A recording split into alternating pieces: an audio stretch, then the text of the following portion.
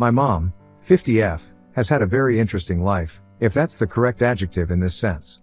She was never a bright student, which was fine, because my grandparents believed that women needed to take care of the house and family. She grew up with those beliefs and continues to hold on to them today. She got married to my dad 2 years after she finished school when she was 20. At 21, she had my older sister, Jasmine, now 29F, and 2 years later, she had me, Bianca, now 27F. Both my sister and I were always closer to dad. He didn't share the same views as mom and was very supportive. He encouraged us to do well in school, enrolled us in a bunch of extracurricular activities, and made it a point to always be there. He drowned me in art supplies because I loved sketching, and he never let my sister miss a single day of soccer practice because that was where she showed potential. He was always there for us, and this really irked my mother. She didn't like us having hobbies, she didn't like the fact that we were academically inclined, and our nature and dad's support actually caused her to lose a lot of respect in her family. My maternal grandparents, in particular, didn't like us much. All of this changed when dad passed away when I was 11. He was in a car crash, and after being hospitalized for a few days, he passed away. This was a huge emotional and financial blow for my mother, and of course, for us too. I don't want to go into the emotional ordeal we went through because it's not relevant, but financially, we were done for. Dad's hospital stay had racked up thousands of dollars, and we didn't have enough insurance to cover it. Most of his savings went to pay the bills, and my mother had no savings of her own since she wasn't employed. A few weeks after his death, I remember we had to sell a lot of our stuff. I sold my art supplies, my sister stopped going to soccer practice, and we were given household chores to do. My life had completely changed, and I hated every bit of it, but there was nothing I could do because I was still dependent on my mother. That's when my paternal grandparents stepped in to help. We had never been very close because they lived 3 states away, so we didn't see each other much. But whenever I did meet them, they were always sweet to me. When my grandfather came to visit us, he was shocked to hear that mom had sold my stuff to make ends meet. He offered to cover the costs of our hobbies and interests, but my mother shut down the proposal, saying she needed money to help us survive, not to fund our useless interests. She said if he wanted to send money, it should be for groceries or electricity. My grandfather got annoyed and said she could work to make ends meet, and he would be willing to take over the extra costs. Ensuring our survival was her responsibility, and he'd only help if she fulfilled her duties. My mother said no, and that was that. Even at that point, my mother still hadn't started working and was living off handouts from family. And these handouts were not consistent. Some months we had a lot, some months we had next to nothing. It was mostly her parents paying our way. She flat out refused to get a job, insisting it was the duty of the men in her family to support her because she genuinely believed it was a man's job to provide. This went on for a few months, and her parents took pity on her and us and provided for our needs. But soon enough, that money stopped coming regularly. Mom was severely cash-strapped, and Jasmine and I had to take odd jobs for extra cash. Every weekend, we could be seen at a neighbor's house walking their dog, weeding their garden, etc. It was tough, but even then, Mom didn't start working. Finally, her parents had had enough, and they sat her down for a talk.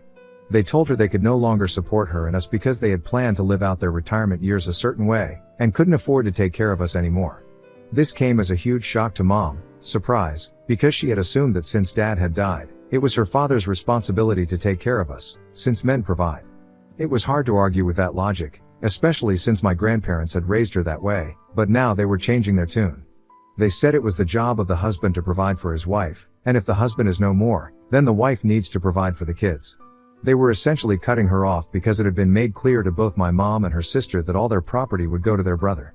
It was a shit show, with a lot of name-calling and tears, but my grandparents wouldn't budge. My mother asked her sister, Auntie Janice, for help. Now, Auntie Janice was a great woman and had a soft spot for us. Her husband was a surgeon, and even though they didn't interact with us much, he was willing to help. But what we got from them wasn't enough to support a family of 3, so Mom went back to my paternal grandparents. My grandfather was more than willing to help, but only on the condition that my mom worked too. She had no choice but to agree because there was no way we could survive without their help. She got a housekeeping job at a nearby hotel, and it paid decently, so our lives were back on track. With help from our uncle and grandpa, we were back to living comfortably. This arrangement continued for the next 2 years until I was 14 and my sister was 16. That's when our mother introduced us to Dan. Dan was her new boyfriend, and they wanted to get married. One look at him, and Jasmine and I were disgusted. He looked and smelled like a pig, and I'm not exaggerating. It felt like the last time he bathed was in high school. He reeked of cigarettes and had this lost look on his face as if he couldn't register a single word anyone said to him. Needless to say, Jasmine and I didn't just disapprove of him, we hated him with all our hearts. Unfortunately, Mom was madly in love with him, or so she claimed. They got married in a hush-hush ceremony, and Jasmine and I were sworn to secrecy. We couldn't tell anyone on Dad's side of the family that Mom had gotten married again. She was worried that if our grandparents found out, they'd stop the monthly payments, and since it was a generous amount, we genuinely couldn't have done without it. So Jasmine and I kept quiet. I don't know what was going through Mom's head when she married Dan, but I think she thought that if she got married and had a man in her life, she wouldn't have to work anymore and he'd take care of everything. I'm sure that was her assumption because a week into their marriage, she quit her job and was back at home. The problem was, Dan was unemployed, chronically unemployed. He couldn't hold a job for more than 2 months, and after that, he'd sit at home playing video games, then maybe look for another job when he got bored of the games. All of Mom's dreams came crashing down because this man had no intention of providing for any of us. Jasmine and I went back to doing odd jobs for people to earn some spending money. So in this family of 4, most of the money came from my father's parents or my mother's sister's husband. It was dysfunctional, to say the least, and Jasmine and I were desperate to move out. We kept our interactions with Mom and Dan to a minimum, focusing on school and our part-time gigs. This was the setup for the next 4 years until I left for college and went low contact with Mom. By the time I was on the verge of leaving, Mom and Dan were having problems because, in addition to being unemployed, Dan was also a serial cheater, which honestly came as no surprise to either me or my sister. Mom kept forgiving him or pretending not to notice, but things were messy. Once I went to college, I went very low contact with Mom. I stayed in touch with my grandparents and aunt and uncle, so somehow, my mother always had information about what was going on in my life. I graduated from college when I was 23 and landed a decent job after that. The problem was that I graduated right before COVID, so my promotions and raises were small. I couldn't save as much as I thought I would, and life kind of came to a halt for a bit. My grandpa, the good one, offered me some help, but I didn't want to burden him, so I said no. Thankfully, I wasn't laid off, so I shouldn't complain too much. A few months ago, I got a promotion at work and a hefty pay raise. This put me in a comfortable position to buy a small house since I'd also saved during the COVID years. I lived as frugally as possible, and even though I'd targeted becoming a homeowner by 25, this was just a 2-year delay, so I was happy. I don't know how, but my mother found out I'd bought a house. She called me, saying she wanted to meet me because it had been so long since she saw her baby. I knew something was up because the last time I saw her was during my final semester of college. I had never asked to meet her after that, and she had never offered. I told her I'd let her know when I was free and get back to her. I wasn't planning to get back to her, ever. She then said it was urgent and that I needed to let her know soon. I knew she wanted something from me, so I made an excuse and ended the call. 2 days later, she called again, saying she was in a bit of a mess and needed my help. Before I could even agree to help, she said she heard I'd bought a house and wanted me to let her and Dan move in. They basically wanted to move in together into my house. I couldn't help but laugh at her audacity. I told her I was surprised Dan was still around and had hoped she'd left him. I said I didn't have a house like she thought it was a studio with a balcony, and there was no way the 3 of us could fit. I didn't want to tell her that I didn't want her there, so I hoped the size and space argument would be enough to deter her. But I'd been too hopeful.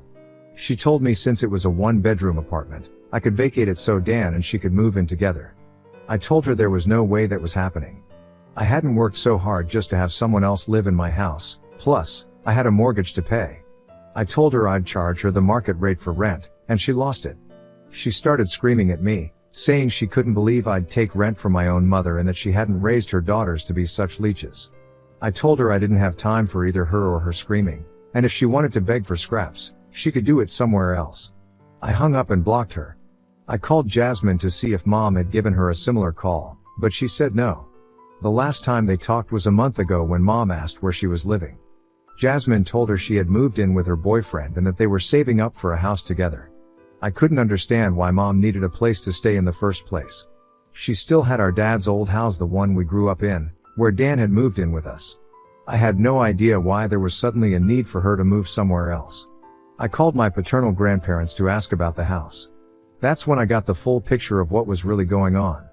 So, the house we grew up in was in my grandfather's name. It was supposed to legally go to Dad when my grandparents passed away.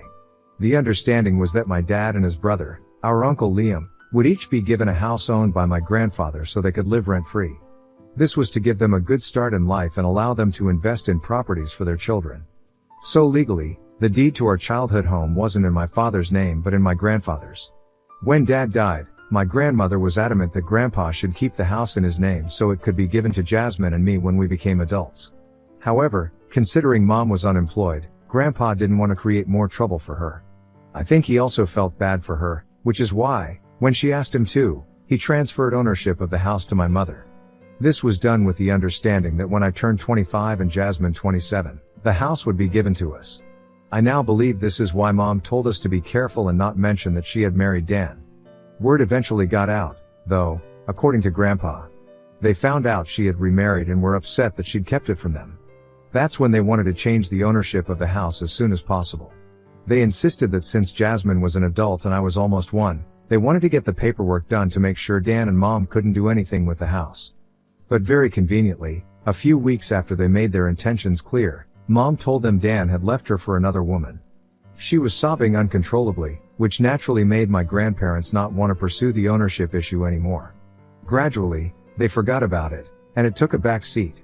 That was the last time they talked to her about the house, and their contact with her had been sporadic since. I told Grandpa that Mom had called me, saying she wanted to move into my house with Dan. If that was the case, what had happened to Dad's house? He said he'd try to find out because he had no idea she'd gotten back with Dan or that she was planning to move. I have a bad feeling about this, and I'm sure it's going to erupt into more drama soon. Edit, to everyone who's commented, surprised that I didn't know such important details about my mother's life. This is what happens when you go low contact. I chose to cut her out of my life, and I have no regrets. The minute I turned 18, I bolted from the house and her life, and I've been very formal with her since. That's why I didn't know that Dan had left her or that he'd come back. As for why Jasmine and I didn't know about the house, well, we were kids. We assumed our mother would protect us, and so did our grandparents. That's why the topic of property or home ownership never came up.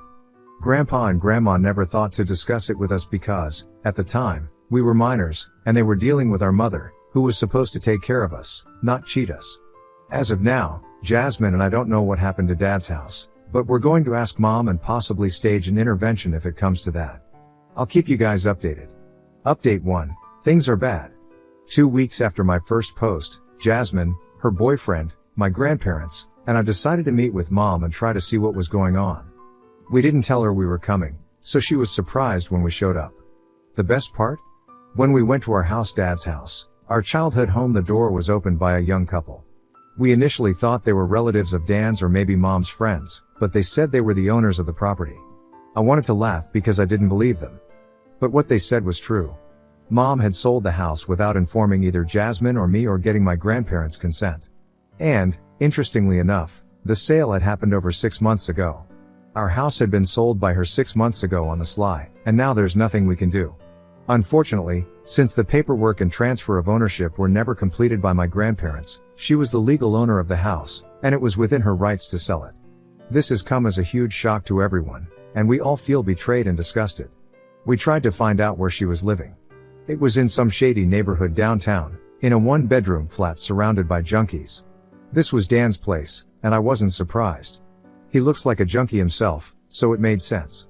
When Mom saw all of us standing together, she turned as white as a ghost. She literally tried to close the door on us, but we weren't having it. Thankfully, we had Jasmine's boyfriend with us. He's a strapping man, 6 feet 4 inches and pretty intimidating. We forced our way inside, and there was Dan, lounging on the sofa with a cigarette in his hand and a dazed look on his face. Mom nervously greeted us, but we went straight for the jugular. I told her I knew Dad's house was supposed to go to us, and she had sold it without informing Jasmine, me, or our grandparents. She burst out crying, saying that if she hadn't done it, Dan wouldn't have come back. Basically, she launched into this long sob story about how Dan had left her twice for 2 different women. When Mom had that conversation with Grandpa about the house and told him Dan had left, he had actually left. She had to beg and plead for him to come back. He finally returned when he got kicked out of his new girlfriend's house. Then, a year later, Mom caught him cheating with a girl barely out of her teens. I just looked at her like she was insane. I asked why she hadn't left him when he was so problematic and wasn't helping her out in any way. She had no response to that, and I didn't have the patience to feel sorry for her. My grandmother was furious. She screamed at Mom, telling her she wasn't interested in hearing excuses for why she'd been such a colossal failure. All she cared about was the house that was supposed to go to Jasmine and me. Mom said she'd sold the house because Dan wanted to buy a boat. Now, this man knows nothing about boats. All I know is that he worked as a coast guard for a couple of months at a beach a few miles away, and that's when he decided he wanted a boat. He threatened to leave Mom again if she didn't help him buy one. So, my mother, the biggest genius on the planet, sold her house and used part of the money to buy this idiot a boat. The rest of the money, instead of saving, she gave to him. He spent all of it. Every single dime. When they had nothing left, he had to sell the boat and buy this condo they were living in. And guess what they hated? That's why Mom wanted to ask if I could let her and Dan stay with me. After she finished her story, she admitted, in defeat, that she was sure I wouldn't let her live with me anymore. Before I could say anything, Jasmine tore into her, and boy, was she brutal. She listed all the ways Mom had failed us as a mother and failed Dad as a wife. She had robbed us of the one thing that would have kept us connected to our father, just to support her deadbeat husband who didn't care about her. She told Mom she was dead to her and should never expect to hear from her again. I couldn't say much because I was still in shock, but I agreed with Jasmine. There was nothing I wanted to do with my mother. Mom started sobbing, saying she didn't deserve to be treated like this. We told her she did. She had stolen from us, from our grandparents, and most importantly, she had robbed us of a connection with our childhood and our father. We weren't going to forgive her ever. We left. Since then, she's tried calling us and our grandparents, but none of us are speaking to her. There's nothing we can do about the house. That money and property are gone for good. I'm considering saving up and buying it if it ever gets listed again because I don't want to lose that part of my childhood, but I know it's a far-fetched dream and not very practical. My grandparents are furious and heartbroken, but there's nothing they can do either. Grandpa keeps cursing himself for trusting her, and we keep telling him he couldn't have known she would do this. It's just a sad state of affairs, and we all feel helpless. Update 2, Dan left Mom again. I know it sounds cruel, but I love every bit of it. Apparently, she's been trying to get in touch with us, using new numbers and whatnot, but neither Jasmine nor I have responded. She tried to involve Auntie Janice. I got a call from her last week, asking me to talk to Mom. I told her not to get involved and spilled everything to her. She was horrified because she didn't know the house was supposed to go to us. She apologized for trying to take Mom's side and has since blocked her.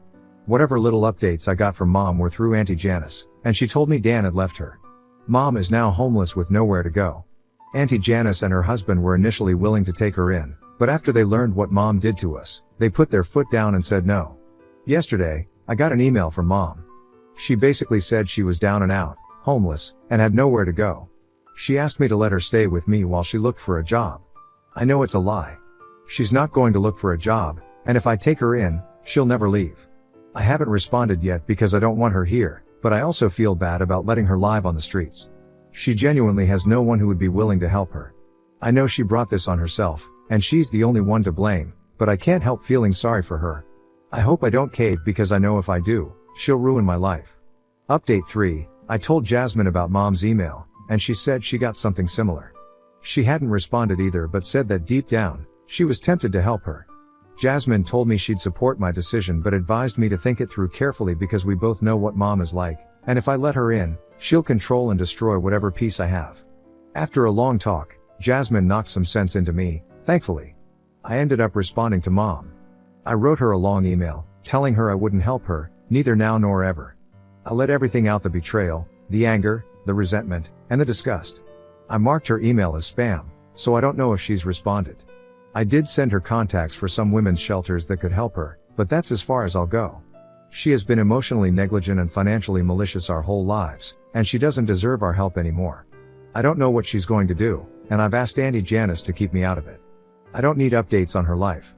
She's not my mother anymore, and she was the worst part of my childhood. I'm ready to leave her behind.